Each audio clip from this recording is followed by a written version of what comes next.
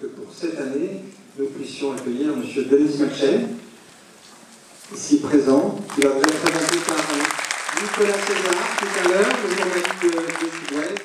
Voilà.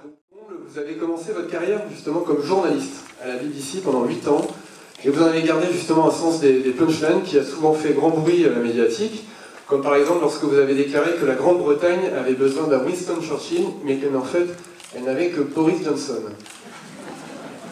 Alors il faut dire que votre parcours est atypique. Vous êtes le fils d'un ancien combattant polonais qui s'est engagé dans l'armée anglaise pendant la Deuxième Guerre mondiale, et d'une mère institutrice qui est à la fois irlandaise et écossaise, qui a donc exercé ce métier, et ça vous a donné probablement aussi envie très tôt de militer, puisqu'en 1968, vous étiez étudiant au Merton College d'Oxford et vous avez activement contribué à bouleverser justement la grande université britannique à l'époque. Je suppose que vous en avez gardé un certain souvenir.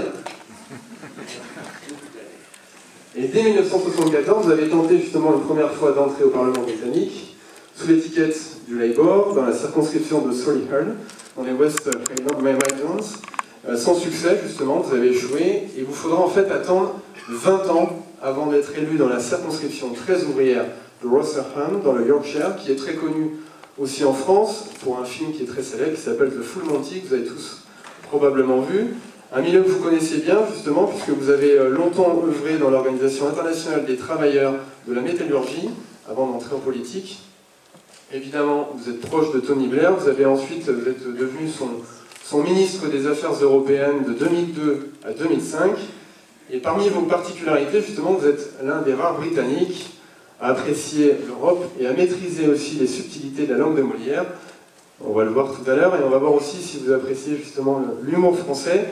Alors, vous faites presque figure aujourd'hui d'ovni au Royaume-Uni, tellement il est difficile justement d'y rencontrer des europhiles. Alors ça tombe bien, puisqu'aujourd'hui on va parler avec vous de Brexit, enfin d'Europe, plutôt de Brexit.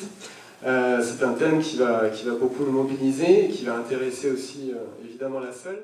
Ce n'est pas une petite mauvaise heure, donc je me suis planté ici là comme journaliste. J'étais imprégné certainement par le bouleversement de la mouvement 68A. Des années 70 chez nous, c'est plein d'évolutions. On avait des grosses campagnes contre le fascisme en Espagne, en Portugal, contre le colonel en Grèce, contre l'apartheid, contre la guerre au Vietnam. Et on avait vraiment des jeunes qui ont organisé des grèves partout. J'étais président du syndicat des journalistes britanniques, très 28 ans, quelque chose comme ça, le bébé à peine sorti de mes couches. Et on a fait grève qui a stoppé les transmissions des nouvelles du BBC. Donc, ce que Hitler n'a pas arrivé à faire, moi. Et après, absolument par hasard, parce que j'étais sur l'histoire, je ne trouvais pas un emploi comme journaliste. Chez moi, j'ai accepté ce job à Genève. J'ai pensé aussi, moi, un an pour peaufiner mon ski. Mais je suis arrivé à ce moment-là, avec l'explosion de Solidarność en Pologne. J'étais là, j'étais emprisonné par les communistes peu après, amenant de l'argent à la résistance. Aussi l'arrivée de François Mitterrand, on pensait que avec Madame Thatcher, Ronald Reagan, que tout le monde passe à la droite dure, et nous voilà, président élu par la France, de couleurs très différentes, fascinant. J'ai passé pas mal de temps au Brésil avec Lula, en Afrique du Sud avec les syndicats noirs, qui aussi, c'est eux qui ont organisé des grèves, qui ont fait tomber la